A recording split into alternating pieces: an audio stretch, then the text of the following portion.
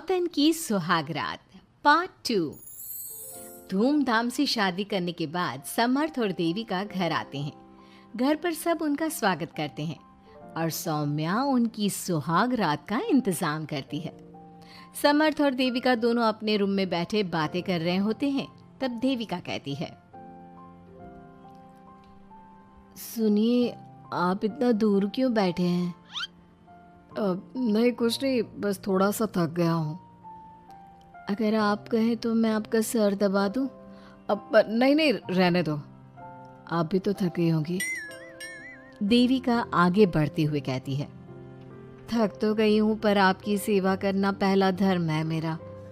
देविका झट से समर्थ के पैर पकड़कर दबाने लगती है। ऐसे ही कुछ देर निकल जाती है और समर्थ कहता है, अब रहने दो देविका, तुम भी आराम कर लो, तुम भी थकी थकी लग रही हो। देविका मना करते हुए उठ जाती है और अपने बालों को खोलकर समर्थ का सर दबाने लगती है और कहती है,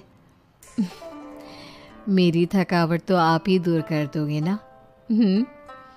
इतना कहकर देविका अपने खुले बालों को समर्थ के ऊपर डालती है। समर्थ देविका के जाल में सम्मोहित होने ही वाला होता है कि अचानक से दरवाजे पर किसी की दस्तक होती है। समर्थ आवाज लगाते हुए कहता है, कौन? भाई, मैं हूँ सौम्या। क्या है सौम्या? क्या बात है देविका, कैसा लग रहा है मेरी भाभी बनकर? कुछ बात आगे बढ़ी या नहीं? बात आगे बढ़ती कैसे? तू जो आ गई कबाब में हटी। अच्छा जल्दी बता, किस लिए आई थी? सौम्या ठिठोली करते हुए कहती है, क्या बात है देविका, बहुत जल्दी हो रही है। वैसे मैं तो दूध का गिलास देने आई थी। आखिर मेरी सहेली की सुहागरात में कोई कमी नहीं होनी चाहिए। देविका दूध का ग्लास लेते हुए जल्दी से दरवाजा बंद कर लेती है और पीछे मुड़कर देखती है तो समर्थ तो सो चुका था। देविका समर्थ को उठाते हुए कहती है, सुनिए समर्थ जी, उठ जाइए ना, सौम्या दूध देने आई थी, इसे पी लीजिए फिर आप सो जाना। समर्थ नींद में उठता है और दूध पीकर फिर से सो जाता है। देविका उसके बगल में बैठी कहती है, सुनिए समर्थ जी, आज हमारी पहली रात है और आप सो रहे हो। समर्थ नींद में ही कहता है, देविका मैं बहुत थक गया हूँ, मुझे बहुत तेज नींद आ रही है, तुम भी सो जाओ।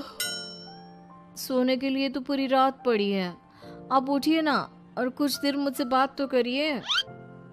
देविका जिद करते हुए समर्थ को आधी नींद से उठा देती है। समर्थ उठकर बैठ जाता है और कहता है, बोलिए देविका जी, आपका हुक्म सर आंखों पर। सुनिए, मैंने सुना है कि पति अपनी पत्नी को पहली रात कोई तोहफा देता है, आप मेरे लिए कुछ नहीं लाए क्या? वो मैं कैसे भूल सकता हूँ, लाया हूँ पर वो दूसरे रूम में रखा है। तो दिखाइए ना क्या लाए हैं। अरे अभी तो कहा कि तुम्हारा गिफ्ट दूसरे रूम में है, तो जाकर लेकर आइए ना। अगर अभी गया तो घर के सब लोग जाग जाएंगे और 10 तरह के सवाल जवाब करेंगे। मैं सुबह दिखाता हूँ ना।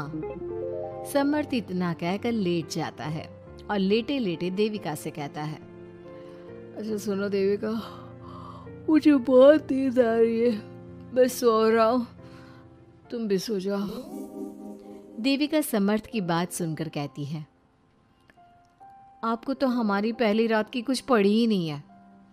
इतना कहकर देविका भी उसके करीब आकर लेट जाती है और सो जाती है। अगली सुबह अधीरा समर्थ के रूम में सफाई करने आती है और देविका को उसके करीब लेटा देख रोने लगती है। रोने की सिसकी सुनकर समर्थ की आंख खुल जाती है।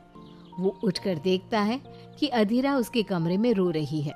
उसे देखते ही समर्थ बहुत गुस्से में आ जाता है और अधीरा से कहता है, अधीरा, तुम सुबह सुबह क्यों रो रही हो?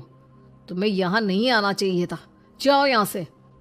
समर्थ अधीरा का हाथ पकड़कर रूम के बाहर कर देता है और कहता है, अब बिना दरवाजा नॉक किए अंदर मत आना। इतने में देविका भी आ जाती है और समर्थ को भड़काते हुए कहती है, हाँ समर्थ जी, ये रो रो कर हमारे घर में अपशगुन कर रही है, और अब ये देखो कैसे मगरमच्छ के आंसू दिखा रही है। इतना कहकर देविका अधीरा का हाथ पकड़कर घसीटती है और कहती है, अब क्या रोती रहेगी या कुछ काम भी करेगी? मुफ्त में रोटियां तोड़ने को नहीं मिलेगी यहाँ पर। चल उठ यहाँ से और कुछ काम कर। अधीरा वहां से उठकर रोते रोते चली जाती है और जाकर रसोई में सबके लिए चाय बनाती है और चाय जाकर पहले अपनी सास को देती है। चाय पीते ही मंजू अधीरा को गुस्से से कहने लगती है, लगता है मुझे मारने की साजिश कर ली है। अरे अभी तक तूने ढंग की चाय बनाना नहीं सीखा। इतनी मीठी चाय बनाई है कि कहीं मैं शुगर की बीमारी से मर ही ना जाऊं। अरे जा जाकर तू मर कहीं। अधीरा मंजू की बात सुनकर दुखी होती है। इतने में सौम्या वहां जाती है और कहती है, ये लो, महारानी अभी यहीं बैठी है और मैं पूरे घर में देख आई। अरे ओ महारानी, यहाँ बैठकर किसका मातम मना रही हो? उठ यहाँ से और जाकर हमारे कपड़े धो, बहुत कपड़े पड़े हैं धोने को। अधीरा वहां से कपड़े धोने चली जाती है और बैठे बैठे खुद को कोसने लगती है, हे भगवान, मुझे उठा ले तो अच्छा है, मैं थक गई हूँ इस जिंदगी से। ऐसे ही कुछ दिन निकल जाते हैं। अब समर्थ भी अपने काम पर जाना शुरू कर देता है। एक शाम अधीरा घर के सारे काम करके अपने रूम में आराम कर रही थी और मंजू अधीरा को आवाज लगाते हुए कहती है, अरे ओ कलमुही, अगर आराम हो गया हो तो आकर मेरे पैर दबा दे। देविका उस समय वहीं से गुजर रही थी और समर्थ का घर आने का टाइम देखकर देविका मंजू से कहती है, माँ जी सुनिए, आप कहें तो मैं दबा दूं आपके पाँव। पता नहीं अधीरा कहाँ है। देविका मंजू के पाँव दबाने बैठ जाती है और कुछ ही टाइम बाद समर्थ भी वहां आ जाता है और देविका को माँ के पाँव दबाते देख बहुत खुश होता है। वो सीधे अपने कमरे में चला जाता है। समर्थ को देख मंजू देविका से कहती है, अच्छा सुन, जा जाकर खाना लगा दे। और समर्थ थक कर आया है ऑफिस से, जाकर उसे पानी को पूछ ले। देविका उठकर समर्थ के लिए खाना लगा देती है और रात में समर्थ और देविका सोने की तैयारी करते हैं। समर्थ कहता है, अच्छा देविका सुनो ना, मेरे पास आकर बैठो जरा। अरे पापा, मैं बहुत थक गई हूँ, मुझे नींद आ रही है। अरे आओ तो सही, आज तो मैं माँ के पाँव दबाते देखकर बहुत अच्छा लगा। अच्छा क्यों नहीं लगेगा भला? पूरा दिन घर के काम किए हैं और शाम को माँ की सेवा, पर मेरा तो कोई हाथ बांटने वाला भी नहीं है घर में। क्यों? अधीरा और घर के बाकी लोग कहाँ जाते हैं? अधीरा की तो बात ही मत करो, वो महारानी तो बस मटर गश्ती करती रहती है और घर का सारा काम ना मुझे ही करना पड़ता है। मेरी तो किसी को पड़ी ही नहीं है, मैं तो सिर्फ एक नौकरानी हूँ इस घर में। अरे नहीं नहीं, ऐसा मत बोलो। क्यों ना बोलूँ?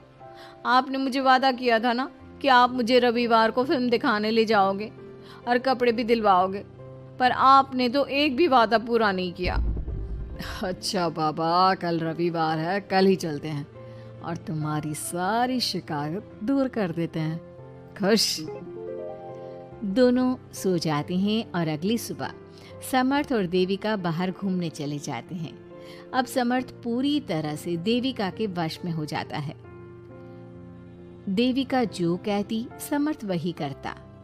क्या समर्थ को कभी अपनी बहन और दूसरी पत्नी की सच्चाई पता चल पाएगी? अब क्या होगा अधीरा का? इसके लिए हमारे अगले एपिसोड का इंतजार कीजिए।